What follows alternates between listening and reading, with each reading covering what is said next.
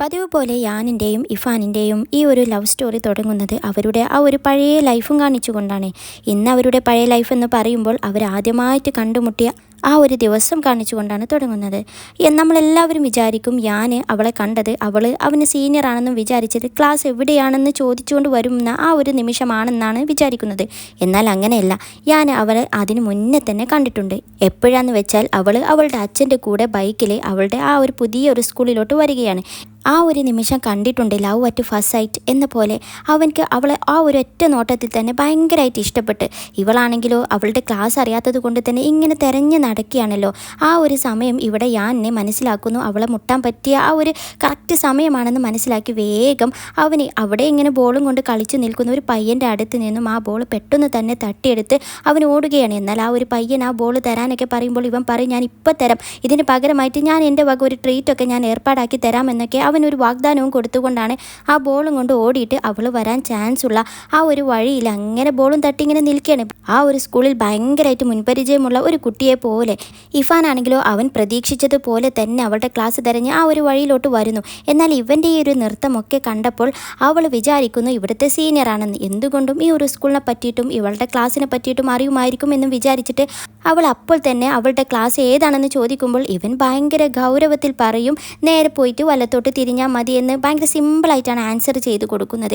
എന്നാൽ ഇഫാന് അത് ഡീറ്റെയിൽ ആയിട്ട് അറിയണമെന്നായിരുന്നു ആഗ്രഹം. പക്ഷേ ഇവൻ പറയാത്തത് കൊണ്ട് തന്നെ ഇവൾ ചോദിക്കും അത്രേ ഉള്ളൂ എന്ന്. അതിൽ ഇവന് വീണ്ടും ഗൗരവത്തിൽ പറയും, അത്ര പോരെ, ബാക്കി നീ ആ ഒരു വഴിയിലൂടെ പോയിട്ട് നിൻ്റെ ക്ലാസ് നമ്പർ ഏതാണെന്ന് നോക്ക്, എല്ലാ ഡോറുമേലും എഴുതി വെച്ചിട്ടുണ്ടാകും, നിനക്കെന്താ വായിക്കാൻ അറിയില്ലേ എന്ന് ചോദിക്കുന്നു. ഇവളാണെങ്കിൽ സീനിയർ എന്ന് വിളിച്ചുകൊണ്ടാണ് അഭിസംബോധന ചെയ്തതുകൊണ്ട് തന്നെ ഇവന് ജൂനിയർ എന്ന് വിളിക്കാനും മറന്നിട്ടില്ല. അങ്ങനെ അവളുടെ ആ ഒരു ക്ലാസ് തപ്പി പോകുമ്പോൾ ഇവന് പെട്ടെന്ന് തന്നെ ആ ബോൾ അത് നോക്കിക്കൊണ്ടിരിക്കുന്ന ആ ഒരു പയ്യന് കൊടുത്തുകൊണ്ട് ഇവളെ നോക്കി അങ്ങനെ ഫോളോ ചെയ്തുകൊണ്ട് ഭയങ്കര സന്തോഷത്തോടെ അങ്ങനെ നടക്കുകയാണ്. ഇനി ആ ഒരു രംഗം കാണിച്ചുകൊണ്ട് നമുക്ക് പ്രസൻറ്റ് ലൈഫിലോട്ട് വരാം. ഇന്ന് യാനും ഇഫാനും അവർ ഭയങ്കര ഹാപ്പിയാണ്. അവൻ്റെ വീട്ടിലോട്ട് അവളെ ക്ഷണിച്ചിരിക്കുകയാണ്. ഒരു ന്യൂ ഇയർ ആണ്. അപ്പോൾ ഒരു ഫാമിലി ഗ്യാതറിങ്ങിൻ്റെ ഭാഗമായിട്ട് ഇവളും ഇപ്പോൾ ഒരു ഫാമിലി മെമ്പർ ആണല്ലോ. അങ്ങനെ ഇവളെ ഇൻവൈറ്റ് ചെയ്തിട്ടുണ്ട്. എന്നാൽ ഇവൻ്റെ വീടാണെങ്കിൽ വളരെ വലിയ വീടാണ്. എന്നാൽ ഇവൾ ഭയങ്കര ടെൻഷനിലാണ്. അവൻ്റെ അച്ഛനെയും അമ്മനെയൊക്കെ കാണാൻ പോകല്ലേ, അവർക്ക് ഇഷ്ടപ്പെടില്ലേ എന്നൊക്കെ ഭയങ്കര ടെൻഷൻ. എന്നിട്ട് അവൾ വീണ്ടും വീണ്ടും ഇങ്ങനെ മേക്കപ്പ് ചെയ്തുകൊണ്ടിരിക്കുകയാണ്. അതിൽ ഇവന് പറയും, നീ അതൊന്നും ചെയ്യേണ്ട ആവശ്യമില്ല, നിന്നെ കാണാൻ നല്ല ഭംഗിയുണ്ടെന്നൊക്കെ പറയും. പക്ഷെ അവൾ വെറും മേക്കപ്പ് മാത്രമല്ല, അവൾ എന്തൊക്കെയാണ് ഇവിടെ ചെയ്യേണ്ടത് എന്നൊക്കെ ഒരു ലിസ്റ്റ് വരെ റെഡിയാക്കിയിട്ടുണ്ടാകും. എന്നിട്ട് അവൾ അത് ഒരു എക്സാമിന് പോകുമ്പോൾ പഠിക്കുന്നത് പോലെ അവളിങ്ങനെ ആവർത്തിച്ച് വായിച്ചുകൊണ്ടിരിക്കുകയാണ്. എന്നാൽ അത് കണ്ട് അവളുടെ കയ്യിലുള്ള ആ എഴുതി വെച്ച ആ ഒരു ഫോണുണ്ടല്ലോ, അതിൽ അവനും ഇങ്ങനെ വായിക്കുമ്പോൾ അവൾ എഴുതി വെച്ചിരിക്കുന്നതോ ഇങ്ങനെ എപ്പോഴും ചിരിച്ചുകൊണ്ട് സംസാരിക്കണം, പിന്നെ ചിരി എന്ന് പറയുമ്പോൾ അതൊരു ഫേക്ക് ചിരിയായിട്ട് പോലെ തോന്നരുത്, ഭയങ്കര ആത്മാർത്ഥമായിട്ട് ചിരിക്കുന്നത് പോലെ ആകണം എന്നൊക്കെ ഇങ്ങനെ എഴുതി വെച്ചിട്ടുണ്ടാകും. ഇവനാണെങ്കിൽ അത് കണ്ടിട്ട് ഇവനക്ക് ഭയങ്കര കോമഡി ആയിട്ട് പിന്നെ അവളെ കളിയാക്കി ഇങ്ങനെ ചിരിക്കുന്നൊക്കെ ഉണ്ട്. അങ്ങനെ വീട്ടിലെത്തി അവർക്ക് ഡോറ് തുറന്നു കൊടുക്കുന്നത് അവൻ്റെ സിസ്റ്ററാണ്. സിസ്റ്ററിനും ഇവരെ ഇങ്ങനെ ഒരുമിച്ച് കണ്ടതിൽ ഭയങ്കര സന്തോഷം. എന്നിട്ട് ഇങ്ങനെ അവർ ഹാപ്പി ന്യൂ ഇയർ ഒക്കെ ഇങ്ങനെ വിഷ് ചെയ്യുന്നു. പിന്നെ സിസ്റ്ററിനെ അവൾ പ്രത്യേകം ഗിഫ്റ്റ് ഒന്നും വാങ്ങിക്കാൻ വേണ്ടി മറന്നിട്ടില്ല. അങ്ങനെ അവളുടെ ഗിഫ്റ്റും കൊടുക്കുന്നു. എന്നിട്ട് ഈ സിസ്റ്റർ ആണെങ്കിൽ ഇവർ വന്ന കാര്യം അമ്മയെ അറിയിക്കുന്നു. അമ്മ കിച്ചണിൽ നിന്ന് പണികളെല്ലാം മാറ്റി വെച്ച് ഓടി വരികയാണ് ഇവരെ സ്വീകരിക്കാൻ. അതിൽ അമ്മയ്ക്ക് ഗിഫ്റ്റ് കൊടുക്കുന്നത്, അതും ഇഫാന് വാങ്ങി തന്നതാണെന്നൊക്കെ പറയുന്നു. അതിൽ ഈ അമ്മ ഫോർമാലിറ്റിക്ക് പറയും, എന്തിനാ ഇതിൻ്റെയൊക്കെ ഒരു ആവശ്യം, നീ ഇതൊന്നും വാങ്ങിക്കാതെ വന്നാൽ പോരായിരുന്നു എന്നൊക്കെ ഇങ്ങനെ പറയുന്നു. എന്നിട്ട് അവർ ആ സിസ്റ്ററിനോട് അവളെ നന്നായിട്ട് നോക്കാനും നിങ്ങൾ അവിടെ സോഫയിൽ ഇരിക്കുക എന്നൊക്കെ പറഞ്ഞിട്ട് അവരിങ്ങനെ സൽക്കരിക്കുകയാണ്. എന്നാൽ അതിൻ്റെ ഇടയിലോട്ട് അച്ഛനും ഭയങ്കര സന്തോഷത്തോടെ വരും. എന്നിട്ട് ഇവരെ നല്ല സന്തോഷത്തോടെ തന്നെ അവർ സ്വീകരിച്ചിട്ട് എന്നിട്ട് ഞാനോട് ഒരു ചെറിയ കുറുമ്പ് കാണിക്കുകയാണ്. മറ്റൊന്നുമല്ല, അവന് ഈ വീട്ടിലോട്ട് വരാറില്ല, മെസ്സേജ് അയക്കാറില്ല, വിളിക്കാറില്ല. അപ്പോൾ ഇപ്പോൾ പെട്ടെന്ന് വന്ന് കയറിയതല്ലേ, അപ്പോൾ ആ ഒരു കുറുമ്പ്. എന്നിട്ട് ഇവിടെ ചോദിക്കും, നിനക്കെന്താ ഈ വീട്ടിൽ കാര്യമെന്ന്. അതിലിവനെ ചിരിച്ചുകൊണ്ട് പറയും, അവിടെ ഇങ്ങനെ TV ഓടിക്കൊണ്ടിരിക്കുകയാണ് കേട്ടോ, ഞാൻ TV കാണാൻ വന്നതാണെന്ന് പറയുന്നു. അതിൽ അച്ഛൻ പറയും, നിൻ്റെ വീട്ടിലെന്താ TV ഇല്ലേ, അവിടെ ഇരുന്ന് കണ്ടൂടെ എന്ന് പറയുമ്പോൾ പിന്നെ ഇവൻ അമ്മയോട് പറയും, കണ്ടില്ലേ അച്ഛൻ എന്നെ ഒഴിവാക്കണം, ഈ വീട്ടിൽ നിന്ന് വീണ്ടും പുറത്താക്കണം എന്നൊക്കെ പറയും. പിന്നെ അവർ തമ്മിൽ ചെറിയൊരു കുറുമ്പ്, അങ്ങനെ ഒരു സീരിയസ് അല്ലാത്ത ഭയങ്കര തമാശയിലാണ് ചെയ്യുന്നത്. എന്നാൽ ഇതെല്ലാം ഇവിടെ ഇഫാൻ ഇങ്ങനെ ഭയങ്കര സന്തോഷപൂർവ്വം ഇങ്ങനെ നോക്കി നിൽക്കുന്നുണ്ട് കേട്ടോ. എന്നിട്ട് അച്ഛൻ ഇവർക്ക് ജ്യൂസൊക്കെ കൊണ്ടുവന്ന് കൊടുത്തിട്ട് വീണ്ടും അച്ഛൻ നേരെ ഇവിടെ കിച്ചണിലായതുകൊണ്ട് തന്നെ അങ്ങോട്ട് ചെന്നിട്ട് അവന് വീണ്ടും ഇങ്ങനെ വഴക്ക് പറയുന്നു. മറ്റൊന്നുമല്ല, ഇപ്പോൾ ഭയങ്കരമായിട്ട് മെലിഞ്ഞു നിൽക്കുന്നത് പോലെയാണ് അവർക്ക് തോന്നുന്നത്. അപ്പോൾ അവനക്ക് പനിയുണ്ടോ, അവന് ഫുഡൊന്നും കഴിക്കുന്നില്ലേ, നേരത്തിന് കിടന്നുറങ്ങുന്നില്ലേ എന്നൊക്കെ പറഞ്ഞിട്ട് ഭയങ്കര കെയറിങ് അവനിങ്ങനെ പൊറുതി മുട്ടിക്കുച്ചുകൊണ്ടിരിക്കുകയാണ്. എന്നിട്ട് ഇവനോടുള്ള ഈ ഒരു സ്നേഹവും എല്ലാം കണ്ടിട്ട് ഇഫാൻ അറിയാതെ ഭയങ്കര ഹാപ്പി ഫാമിലി, ലവ്ലി ഫാമിലി ഇങ്ങനെ അറിയാതെ പറഞ്ഞു പോവുകയാണ്. എന്നിട്ട് അവൾ ഒരു കാര്യം കൂടി പറയും, എന്നെ കണ്ടുമുട്ടിയിട്ടില്ലായിരുന്നെങ്കിൽ അവനിക്ക് ഇത്രയധികം ഒരു വിഷമങ്ങളൊന്നും തീരെ ഉണ്ടാകുമായിരുന്നില്ല എന്നും കൂടെ പറയുന്നു. എന്നാൽ അത് കേട്ടുകൊണ്ടിരിക്കുന്ന സിസ്റ്റർ അവളോട് പറയുന്നു, നിന്നെ കണ്ടുമുട്ടിയത് കൊണ്ടാണ് അവൻ ഇത്രയും നല്ല സ്മാർട്ട് ആയത് എന്ന്. എന്നിട്ട് അവന് പഠിത്തത്തിലൊന്നും ഭയങ്കര സംഭവമൊന്നും അല്ലായിരുന്നു ആദ്യകാലങ്ങളിലൊന്നും. പിന്നെ ഇഫാനോടുള്ള അവരുടെ കൂടെ ഒരുമിച്ച് ആ ഒരു കോളേജിൽ യൂണിവേഴ്സിറ്റിയിൽ പഠിക്കണമെന്നുള്ള ആ ഒരു ആഗ്രഹം കൊണ്ടാണ് അവന് മെനക്കെട്ടിരുന്ന് പഠിച്ച് ആ ഒരു പൊസിഷനിൽ എത്തിയത് എന്നൊക്കെയാണ് അവൾ പറയുന്നത്. എന്നാൽ അത് കേട്ട് ഇഫാന് ഭയങ്കര വിഷമം വരും. എന്നിട്ട് ഇഫാന് പറയും, ഞങ്ങൾ ഒരുമിച്ച് ആ ഒരു യൂണിവേഴ്സിറ്റിയിൽ പഠിക്കണമെന്നായിരുന്നെങ്കിലും ഞാൻ അവിടെ അപ്ലൈ ചെയ്തിട്ടില്ലായിരുന്നു എന്ന് പറയുമ്പോൾ ഇവിടെ ഒരു സിസ്റ്റർ അതെന്തായിരുന്നു റീസൺ, നിനക്ക് വേറെ ഏതെങ്കിലും പയ്യനുമായിട്ട് ഇഷ്ടമുണ്ടായിരുന്നു എന്ന് ചോദിക്കുമ്പോൾ ഇഫാൻ പെട്ടെന്ന് തന്നെ അത് തിരുത്തിയിട്ട് പറയും, എനിക്ക് ആരെയും ഇഷ്ടമില്ലായിരുന്നു, പാസ്റ്റിലും ഇഷ്ടമല്ല, ഇനി ഫ്യൂച്ചറിൽ എനിക്ക് ഒരിക്കലും ഇഷ്ടമുണ്ടാകില്ല നിൻ്റെ ഒരു ബ്രദറിനല്ലാതെ എന്ന് പറയുന്നു. അതിൽ പിന്നെ ഈ ഒരു സിസ്റ്ററും ഭയങ്കര ഓപ്പണായിട്ട് പറയുകയാണ്, ഇവർ ഒരുമിച്ച് ആ ഒരു യൂണിവേഴ്സിറ്റിയിൽ പഠിക്കാത്ത ആ ഒരു തീരുമാനം എടുത്തതിന് ശേഷം ഇവിടെ യാനിൻ്റെ കാര്യം ഭയങ്കര കഷ്ടത്തിലായിരുന്നു. അവന് ഫുൾ ടൈം റൂമും അടച്ച് അതിൻ്റെ ഉള്ളിൽ വല്ല അസുഖവും പിടിച്ചിരിക്കുന്നത് പോലെ ഭയങ്കര പുറത്തോട്ടും ഇറങ്ങാതെ ഫ്രണ്ട്സിനോടും സംസാരിക്കാതെ ഈവൻ വീട്ടിൽക്കാരോട് പോലും സംസാരിക്കാതെ അങ്ങനത്തെ ഒരു സമയമായിരുന്നു. എന്നിട്ട് ഈ ഒരു സിസ്റ്റർ ഓരോ സമയമാകുമ്പോഴും അവനക്ക് ഫുഡും പിന്നെ പനിയാണെന്ന് വിചാരിച്ചിട്ട് മെഡിസിനും, പിന്നെ അപ്പോഴൊന്നും ഇവൻ ഒരിക്കലും അവളെ മൈൻഡ് ചെയ്യേ അതൊന്നും കഴിക്കുകയോ ഒന്നും ചെയ്യില്ല. അവൾ ഓരോ തവണയും ഇങ്ങനെ ആ ഒരു സമയമാകുമ്പോൾ കൊണ്ടുവന്ന് വെച്ച് കൊടുക്കും. എന്നാൽ മുന്നേ കൊടുത്ത തന്നെ അവിടെ അനങ്ങാതെ ഇരിക്കുന്നുണ്ടാകും. പിന്നെ ഇവൾക്ക് ഇഷ്ടപ്പെട്ട മിഠായി എല്ലാം വന്ന് കൊണ്ട് കൊടുക്കുകയാണ്. അതുകൊണ്ടെങ്കിലും അവൻ്റെ ആ ഒരു പ്രശ്നങ്ങളെല്ലാം മാറട്ടെ എന്നും വിചാരിച്ചിട്ട്. എന്നിട്ട് അവൾ പറയും, ഒരു ദിവസം എനിക്ക് തീരെ അങ്ങോട്ട് സഹിക്കാതിരുന്ന ഒരു സമയത്ത് ഞാൻ അവനെ പതിവ് പോലെ റൂമിലോട്ട് വന്നപ്പോൾ അവന് അതിന് മുന്നേ കൊടുത്ത ഫുഡൊന്നും കഴിക്കാതെ അതേ കിടപ്പ് കിടക്കാണ്. എനിക്കങ്ങോട്ട് ദേഷ്യം വന്നിട്ട് ഞാൻ അവനെ നന്നായിട്ട് വഴക്ക് പറഞ്ഞു. എന്നിട്ട് ഇവനോട് ചോദിക്കും, നിനക്ക് എന്താ പറ്റിയത്, നിനക്ക് വല്ല ലവ് ഫെയിലിയറുമാണോ എന്നൊക്കെ ചോദിക്കുന്നു. എന്നാൽ അത് കേട്ടതും ഇവിടെ ഞാൻ ഇങ്ങനെ ഒരു കൊച്ചുകുട്ടി ഇങ്ങനെ ഈ ഒരു കാര്യമൊക്കെ ചോദിക്കുമ്പോൾ ഞാൻ അവളെ വഴക്ക് പറയുകയാണ്.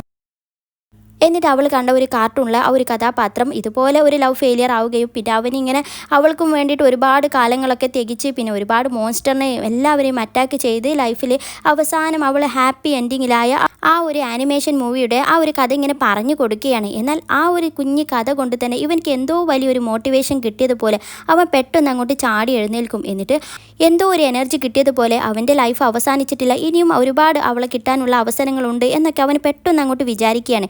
ഇവളാണെങ്കിലും ഈ സിസ്റ്റർ ഇതൊക്കെ പറഞ്ഞിട്ട് അവന് മുന്നേ കുടിക്കാത്ത ഫുഡൊക്കെ എടുത്തു കൊണ്ടുപോകുമ്പോൾ ഇവൻ പറയും, അത് അവിടെ വെക്കട്ടെ ഞാൻ കുടിച്ചോളാം എന്ന് പറഞ്ഞിട്ട് പിന്നെ അവൻ ചാടി എഴുന്നേറ്റിട്ട് പതിവ് പോലെ ഇവളോട് ഓരോ പ്രശ്നങ്ങളൊക്കെ ഉണ്ടാക്കുകയാണ്. അതായത് ഒരു വികൃതി, ഇവളുടെ മുടി വലിക്കുക അതൊക്കെ. അതിൽ പിന്നെ അവൾക്കും ദേഷ്യം വന്ന് അവൾ അമ്മയോട് പറയാൻ വേണ്ടിയിട്ട് ഓടുകയാണ്. അങ്ങനെ അവരുടെ ആ ഒരു പഴയ ലൈഫ് അവൻ വീണ്ടെടുക്കുകയാണ്.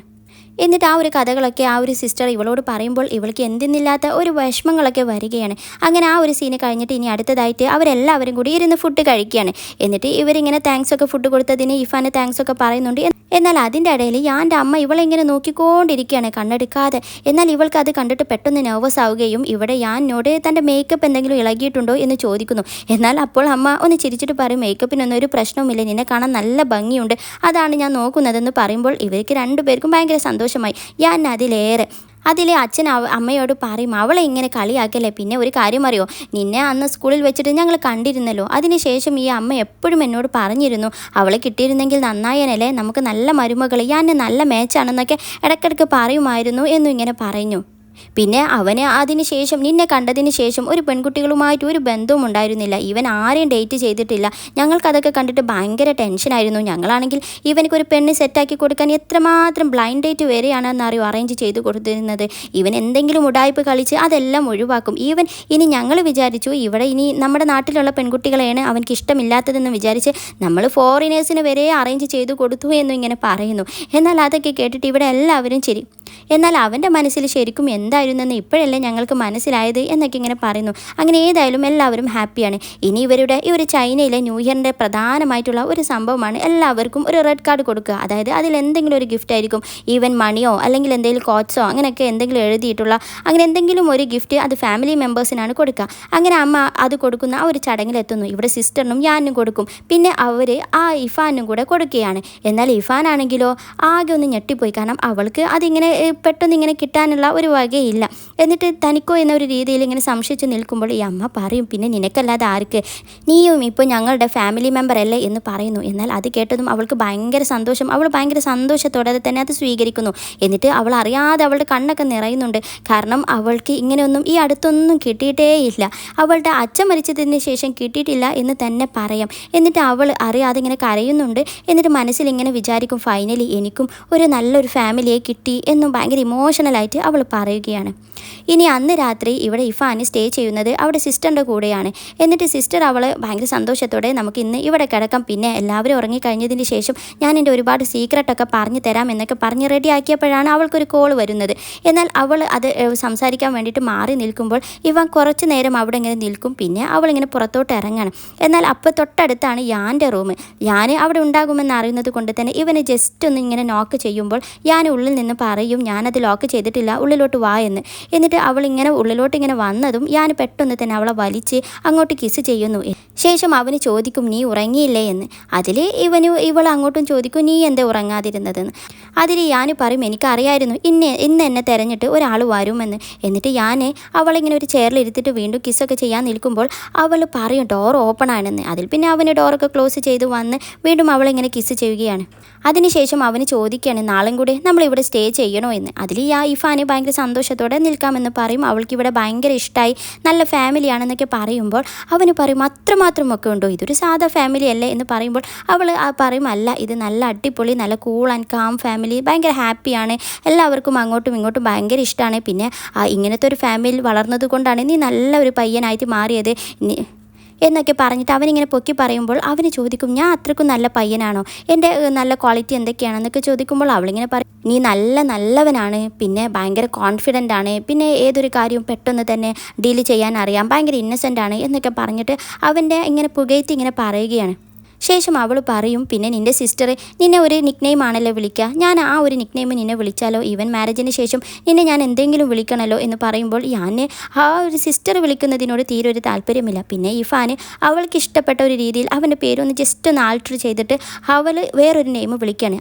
എന്നിട്ട് ആ ഒരു പേര് വിളിച്ചുകൊണ്ട് അവനെ ജസ്റ്റ് ഒരു ഉമ്മയും വെച്ചുകൊണ്ട് അവൾ പോകാൻ നേരം ഈ ഒരു പേര് ഇവനക്ക് നന്നായിട്ട് ഇഷ്ടപ്പെട്ടു. എന്നിട്ട് പോകാൻ സമ്മതിക്കാതെ എന്നിട്ട് വീണ്ടും അവളെ പിടിച്ച് നിർത്തിയിട്ട് വീണ്ടും അങ്ങനെ കിസ് ചെയ്യുകയാണ്. അതിൽ അവൾ പറയും, നമ്മൾ ഇവിടെ എല്ലാവരും ഉണ്ട് കേട്ടോ, നിൻ്റെ വീടാണ് എന്നൊക്കെ അവളിങ്ങനെ ഒരു വാർണിംഗ് ഒക്കെ കൊടുക്കുന്നത് പോലെ. എന്നിട്ട് അവൾ പറയും, ഇനി പോയി കിടക്കട്ടെ, നിൻ്റെ സിസ്റ്റർ വെയിറ്റ് ചെയ്യുന്നുണ്ടാകും എന്ന് പറഞ്ഞുകൊണ്ട് വേഗം അവനോടും ഗുഡ് ബൈ പറഞ്ഞുകൊണ്ട് അവൾ പോവുകയാണ്.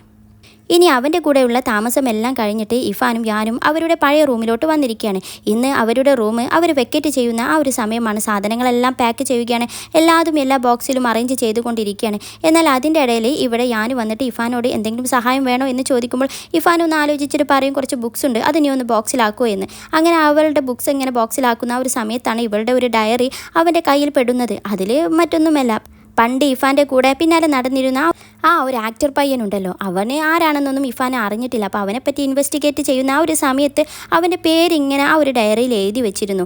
എന്നിട്ട് ആ ഒരു പേജാണ് ഇവിടെ ഞാൻ കാണുന്നത്. അതിൽ പിന്നെ ഇവൻക്ക് ചെറുതായിട്ട് അസൂയൊക്കെ വന്നു തുടങ്ങി. എന്നിട്ട് നിൻ്റെ പിന്നാലെ നടന്നിരുന്ന നിൻ്റെ ക്രഷിൻ്റെ പേരൊക്കെ ഈ ഒരു ബുക്കിൽ എഴുതി വെച്ചിരുന്നോ എന്നൊക്കെ ചോദിച്ചുകൊണ്ട് അവൻ അതിൻ്റെ ബാക്കി പേജൊക്കെ മറിക്കാൻ നോക്കുമ്പോൾ ഇവിടെ ഇഫാൻ സമ്മതിക്കാതെ അത് തട്ടിയെടുക്കാനൊക്കെ നോക്കുന്നുണ്ട്. ഇനി അത് കഴിഞ്ഞിട്ട് ഇവിടെ ഇഫാന് അവളുടെ സാധനങ്ങളൊക്കെ അറേഞ്ച് ചെയ്യുമ്പോൾ ബോക്സ് തികയുന്നില്ല. അതിൽ ഇവനോട് ചോദിക്കുകയാണെങ്കിൽ നിൻ്റെ റൂമിൽ ഏതെങ്കിലും ബോക്സ് കാലിയായി കിടക്കുന്നുണ്ടോ എന്ന് പറയുമ്പോൾ അവനുണ്ടാകാൻ ചാൻസ് ഉണ്ട്, പോയി എടുക്കാൻ പറയുന്നു. അങ്ങനെ ഇഫാന് അവൻ്റെ റൂമിൽ വന്നിട്ട് ഏതെങ്കിലും ഒരു ബോക്സ് ഇങ്ങനെ നോക്കുന്നതിൻ്റെ ഇടയിലാണ് ഒരു ബോക്സിൽ ഒരു 2-3 സാധനമേ ഉള്ളൂ. എന്നിട്ട് അത് മാറ്റിക്കോട്ടെ എന്ന് അവൾ ഇവനോട് ചോദിക്കുമ്പോൾ അവൻ ഓക്കെ എന്ന് പറയും. അതിൽ ഓരോ സാധനങ്ങളും അവൻ തിരിച്ചു വെച്ച് ആ ഒരു ബോക്സ് എടുക്കുന്ന ആ ഒരു സമയത്താണ് അവന് ഭയങ്കരമായിട്ട് സൂക്ഷിച്ചു വെച്ചിരുന്ന ആ ഒരു മെറ്റൽ ടിന്ന് ഇവന് കാണുന്നത്. അതിൽ ഇഫാന് ചോദിക്കും, ഈ ഒരു മെറ്റൽ ബോക്സ് ഇത് ആവശ്യമുണ്ടോ, ഇത് പഴയതുപോലെ ഉണ്ടല്ലോ എന്ന് പറയുമ്പോൾ ഇവിടെ ഞാൻ അത് കേട്ടിട്ട് പെട്ടെന്ന് തന്നെ അവനക്ക് മനസ്സിലായി ഇവൾ ഏത് ബോക്സിനെ പറ്റിയാണ് ഈ പറയുന്നതെന്ന്. അതിൽ അവനൊന്നും റിപ്ലൈ കൊടുക്കുന്നില്ല. അതിൽ റിപ്ലൈ ഇല്ലാത്തത് കൊണ്ട് തന്നെ ഇവൾ ഇതെന്ത് ബോക്സാണ് എന്ന രീതിയിൽ അത് തുറക്കുന്നതും അവൾ ആകെ ഞെട്ടിപ്പോയി. ഫസ്റ്റ് തന്നെ കാണുന്നത് അവൾ ഈ ഒരു ഗ്രാജുവേഷൻ ഗൗണൊക്കെ ഇട്ടുകൊണ്ടിരിക്കുന്ന ആ ഒരു ഫോട്ടോ, ഇവളിങ്ങനെ അറിയാതെ എടുത്ത ഒരു ഫോട്ടോ. എന്നിട്ട് അതിന് ബാക്ക് സൈഡിൽ ഹാപ്പി ഗ്രാജുവേഷൻ ഡേ എന്നും അവന് വിഷ് ചെയ്തിട്ടുണ്ടാകും. അവൾ ആകെ ഒന്ന് സ്റ്റക്കായിപ്പോയി. എന്നിട്ട് അതിന് ശേഷമുള്ള ഓരോന്നും അവളിങ്ങനെ നോക്കുമ്പോഴോ പിന്നെയുള്ളതെല്ലാം അങ്ങോട്ട് അവന് വന്ന ആ ഒരു ട്രെയിൻ ടിക്കറ്റുകളും ഫ്ലൈറ്റ് ടിക്കറ്റുകളും ഒക്കെയാണ്. എല്ലാം അവന് ഭയങ്കര നിധി പോലെ സൂക്ഷിച്ചു വെച്ചിട്ടുണ്ട്. അതിൽ ഓരോന്നും അവളിങ്ങനെ എടുത്തിങ്ങനെ നോക്കിക്കൊണ്ടിരിക്കുകയാണ്. ശേഷം ഇവൾ ഓർക്കുന്നു ഇവർ പ്രസൻറ്റ് ടൈമിൽ ആ ഒരു കണ്ട സമയത്ത് ആ ഒരു തുടക്കത്തിൽ ഇവരൊരു ഗെയിം കളിച്ചപ്പോൾ അവന് ലാസ്റ്റ് വിസിറ്റ് ചെയ്ത പ്ലേസ് ഏതാണെന്ന് ചോദിക്കുമ്പോൾ ഇഹേ എന്ന് പറഞ്ഞിരുന്നല്ലോ. അന്ന് അവന് അതിന് കള്ളം പറഞ്ഞിരുന്നു, അവൻ്റെ ഒരു ഫ്രണ്ടുണ്ട്, അവരെ കാണാൻ വേണ്ടി വന്നതായിരുന്നു എന്ന്. എന്നാൽ ഇപ്പോഴാണ് ഇവൾക്ക് കറക്റ്റും അവൻ എന്തിനാണ് വന്നതെന്നൊക്കെ മനസ്സിലായത്. പിന്നെ അവളുടെ ഒരുപാട് അന്നത്തെ ഒരു ന്യൂസ് കട്ടിംഗ് ഒക്കെയാണ് ഉള്ളത്. ഇവൾ എഴുതി വെച്ച ആ ഒരു ആർട്ടിക്കിളിൻ്റെ എല്ലാം റിപ്പോർട്ടർ ഇഫാൻ എന്ന് പ്രത്യേകം അവനിങ്ങനെ മാർക്ക് ചെയ്ത് വെച്ചിട്ടൊക്കെ ഉണ്ടാകും. എന്നിട്ട് അവൾ ഭയങ്കര ഇമോഷണലായിട്ട് അതൊക്കെ ഇങ്ങനെ കണ്ടുകൊണ്ടിരിക്കുകയാണ്, ഭയങ്കരമായിട്ട് കരയുന്നുമുണ്ട്. എന്നാൽ ഇവൾക്ക് ഭയങ്കര വിഷമം ഉണ്ടാകും എന്ന് മനസ്സിലാക്കിയത് കൊണ്ട് തന്നെ ഞാൻ പെട്ടെന്ന് അവൾക്കൊരു കോഫിയൊക്കെ ഉണ്ടാക്കി കൊണ്ടുവന്ന് കൊടുക്കണം. അവളിങ്ങനെ കരഞ്ഞുകൊണ്ട് നിൽക്കുകയാണല്ലോ. എന്നിട്ട് ഇവൾ ചോദിക്കും, നീ എന്നെ കാണാൻ വേണ്ടിയിട്ട് പല തവണയായിട്ട് വന്നിട്ടുണ്ടായിരുന്നു അല്ലേ എന്ന്. അതേ കേട്ടിട്ട് ഇവിടെ ഞാൻ പറയും, ഞാൻ നിന്നോട് പണ്ടൊരു തവണ ഞാൻ എപ്പോഴും നിൻ്റെ കൂടെ ഉണ്ടാകും എന്ന് പറഞ്ഞ ഒരു രംഗം ഓർമ്മയുണ്ടോ എന്ന് ചോദിക്കുന്നു. അതായത് ആ ഒരു രംഗം ഇവിടെ കാണിക്കുകയാണ്.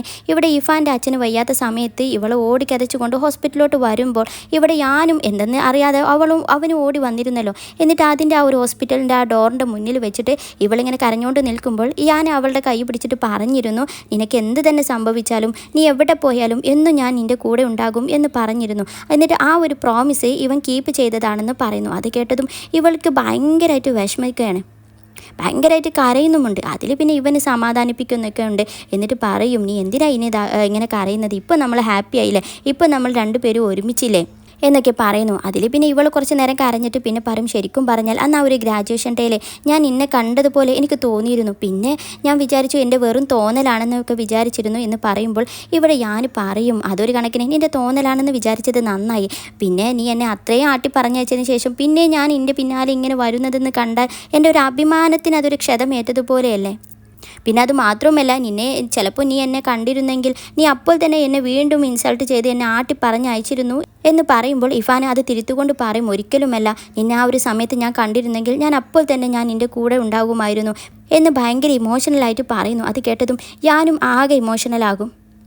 എന്നിട്ട് അവളെ ഇങ്ങനെ മടിയിലൊക്കെ ഇരുത്തിയിട്ട് അവനിങ്ങനെ ഭയങ്കരമായിട്ട് സമാധാനിപ്പിക്കും, ഇനി നീ ഇങ്ങനെ വിഷമിപ്പിക്കല്ലേ, നമ്മുടെ ആ ഒരു കൈപ്പേറിയ പാസ്റ്റ് എല്ലാം ഇനി നമുക്ക് മറക്കാം, ഇനി നമ്മൾ നല്ല കുട്ടികളായിട്ട് നമ്മൾ ഹാപ്പി ആയിട്ട് ജീവിക്കും എന്ന് അവന് ഒരുപാട് വാഗ്ദാനങ്ങളൊക്കെ കൊടുക്കുന്നു. എന്നിട്ട് അവളിങ്ങനെ കരഞ്ഞുകൊണ്ടിരിക്കുമ്പോൾ അവൾ കണ്ണുനീരൊക്കെ തുടച്ചു കൊടുക്കുന്നുണ്ട്. എന്നിട്ട് ഇഫാന് അവനോട് പറയുകയാണ്, നീ എൻ്റെ പിന്നാലെ എന്നെ ഫോളോ ചെയ്തത് ഏകദേശം 6 വർഷമല്ലേ, അപ്പോൾ അതിന് പകരമായിട്ട് ഞാൻ നിന്നെ ഒരു 6 വർഷം നീ എത്രയാണോ എന്നെ സ്നേഹിച്ചത് അതിൻ്റെ ഇരട്ടി ഞാനും നിന്നെ സ്നേഹിക്കും എന്ന് പറയും. അതിൽ ഇവനൊന്ന് ചിരിച്ചിട്ട്, നിനക്ക് എത്ര വേണമെങ്കിലും എന്നെ ഇഷ്ടപ്പെടാം, എനിക്കൊരു പ്രശ്നവുമില്ല, അല്ലെങ്കിൽ നമുക്ക് അടുത്ത ജന്മത്തിൽ നമ്മൾ വീണ്ടും കണ്ടുമുട്ടുമ്പോൾ നീ എന്നെ എക്സ്ട്രാ 6 വർഷം എന്നെ ഫോളോ ചെയ്തോ, ഞാൻ ഇതുപോലെ ചെയ്തതുപോലെ നീ എന്നെയും ചെയ്തോ എന്നൊക്കെ പറയുന്നു. എന്നിട്ട് അവളെ ഇങ്ങനെ ചിരിപ്പിച്ചുകൊണ്ട് പിന്നെ അവരെ ഹഗ്ഗൊക്കെ ചെയ്തിട്ട് അവരുടെ ആ ഒരു പ്രശ്നങ്ങളെല്ലാം മാറി അവർ ഭയങ്കര സന്തോഷത്തിലാണ്. ഇനി നേരെ ഇഫാന് അവരുടെ ആ ഒരു പുതിയ വീട്ടിലോട്ട് വന്നതാണ്. പുതിയ വീടെന്ന് പറയുമ്പോൾ അവൻ്റെ ഒരു പഴയ വീട് കത്തി, എന്നിട്ട് അതിൻ്റെ ഒരു റിനോവേഷനൊക്കെ നടക്കുന്ന സമയത്ത് അവന് താൽക്കാലികമായിട്ട് വന്നതാണല്ലോ ഇഫാൻ്റെ വീട്ടിലോട്ട്. അങ്ങനെയാണല്ലോ അവർ ഒരേ റൂംമേറ്റ്സൊക്കെ ആയത്. ഇനി യാനിൻ്റെ ആ പഴയ റൂം തന്നെ അവനിപ്പോൾ റെഡിയാക്കി അങ്ങോട്ടാണ് ഇഫാനെ കൊണ്ടുവരുന്നത്. എന്നിട്ട് അവനിങ്ങനെ പാസ്വേഡ് അടിക്കുമ്പോൾ ഇഫാൻ ചോദിക്കും, ഇത് ഏതാ ഡേറ്റ്, എൻ്റെ ബർത്ത്ഡേ അല്ല, നിൻ്റെ ബർത്ത്ഡേ അല്ല, പിന്നെ ഇതെന്താണെന്ന് പറയുമ്പോൾ ഞാനൊരു ചിരിച്ചിട്ട് പറയും, ഇത് നമ്മൾ ഫസ്റ്റ് കണ്ടുമുട്ടിയ ആ ഒരു ദിവസം ആ ഒരു ഡേറ്റാണ് നമ്മുടെ റൂമിൻ്റെ പാസ്വേഡ് എന്ന് പറയുന്നു. എന്നിട്ട് അവളെ ഭയങ്കര സന്തോഷത്തോടെ അവന് വീട്ടിലോട്ട് ക്ഷണിക്കും. എന്നാൽ ആ ഒരു വീടാണെങ്കിലോ ഇവർ മുന്നേ താമസിച്ച ആ ഒരു വീടുണ്ടല്ലോ, ആ വീടിൻ്റെ അതേപോലത്തെ ഫർണിച്ചർ എല്ലാം ചുരുക്കി പറഞ്ഞാൽ ആ ഒരു വീട് പോലെ തന്നെ അറേഞ്ച് ചെയ്തിട്ടുണ്ടാകും. അതിൻ്റെ ഇൻറ്റീരിയറും എല്ലാം ആ ഒരു വീടിനോട് സെയിമാണ്. അതെല്ലാം ഇവിടെ ഇഫാന് മനസ്സിലാവുകയും ഇഫാന് പറയും, ഈവൻ നമ്മുടെ ഇരുന്നിരുന്ന ആ ഒരു സോഫ വരെ നീ സെയിം ആക്കാൻ വേണ്ടി ശ്രമിച്ചിട്ടുണ്ടായിരുന്നു അല്ലേ എന്നൊക്കെ ഭയങ്കര സന്തോഷത്തോടെ പറയുകയാണ്. ശേഷം അവൾ ചോദിക്കും, ഇവിടെ എൻ്റെ റൂം ഏതാണെന്ന്. അതിൽ ഇവൻ പറയും, നിനക്ക് ഇഷ്ടപ്പെട്ട റൂം എടുക്കാം, അറ്റാച്ച്ഡ് വേണോ അല്ലാത്തത് വേണോ നിൻ്റെ ഇഷ്ടം, പക്ഷേ നീ ഏത് റൂം എടുത്താലും ആ റൂമിൽ ഞാനും ഉണ്ടാകും എന്ന് മാത്രമെന്ന് പറയും. എന്നാൽ ഇഫാൻ ഒരു കല്യാണത്തിന് മുന്നേ തന്നെ ഒരേ റൂമിൽ ഇങ്ങനെ താമസിക്കുക എന്ന ആ ഒരു അഭിപ്രായത്തിനോട് വളരെ എതിരാണ്. എന്നിട്ട് അവളുടെ അഭിപ്രായം പറയുമ്പോൾ ഞാൻ സമ്മതിക്കുന്നില്ല. ഞാൻ പറയും, എനിക്ക് നമ്മുടെ കല്യാണത്തിന് ശേഷമുള്ള ആ ഒരു കാര്യങ്ങളൊക്കെ മുന്നേ തന്നെ എക്സ്പീരിയൻസ് വേണ്ടേ, അപ്പോൾ ഞാൻ ഇപ്പോൾ തന്നെ നിൻ്റെ കൂടെ നിൽക്കണം എന്നൊക്കെ ഇങ്ങനെ അവൻ്റേതായിട്ടുള്ള അഭിപ്രായങ്ങളും ഇങ്ങനെ പറയുന്നുണ്ട്.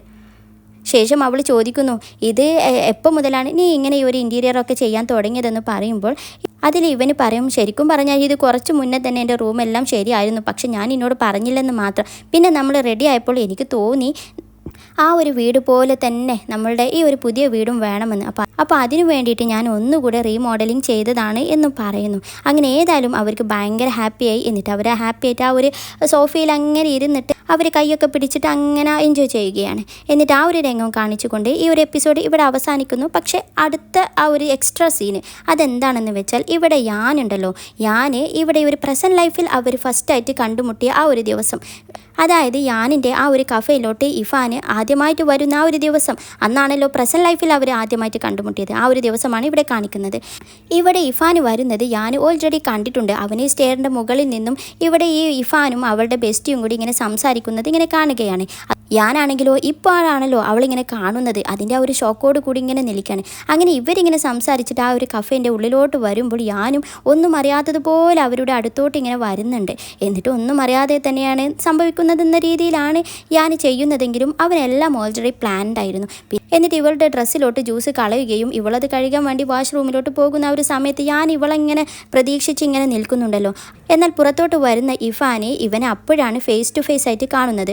ആ ഒരു ഷോക്കിൽ അങ്ങനെ നോക്കി നിൽക്കുകയാണ്. പിന്നെ അടുത്ത സീനിൽ കാണിക്കുന്നത് ഇഫാൻ അടുത്ത ദിവസം ആ ഒരു കഫേയിലോട്ട് വീണ്ടും വരുന്നുണ്ടല്ലോ. അതായത് ബെസ്റ്റിയുടെ ബ്രേസ്ലെറ്റ് അവിടെ മറന്നു വെച്ചു. എന്നാൽ ഇഫാൻ വന്നതും അവൾ ആ ഒരു ബ്രേസ്ലെറ്റ് ചോദിക്കുന്നതും എല്ലാം കേൾക്കുന്നുണ്ടായിരുന്നു. ആക്ച്വലി അത് കയ്യിൽ പിടിച്ച് അങ്ങനെ നിൽക്കുകയായിരുന്നു. എന്നിട്ട് ഇവൾ ചോദിച്ചു വന്നതുകൊണ്ട് തന്നെ ആരും അറിയാതെ അവരുടെ ഒരു ലോക്കറിൽ ഈ സാധനങ്ങളൊക്കെ മിസ്സിങ് ആകുമ്പോൾ അവരുടെ ആ ഒരു കസ്റ്റമേഴ്സിന് തിരിച്ചു കൊടുക്കുന്ന ആ ഒരു ലോക്കറിൽ അതറിയാതെ കൊണ്ടുവന്ന് വെക്കുകയാണ്. എന്നിട്ട് ഒന്നും അറിയാത്തതുപോലെ നിൽക്കുന്നു. എന്നിട്ട് അവരുടെ കുറച്ച് ഹിഡൻ സ്റ്റോറികളും നമ്മൾ അറിഞ്ഞുകൊണ്ട് ഈ ഒരു എപ്പിസോഡ് ഇവിടെ അവസാനിപ്പിച്ചു.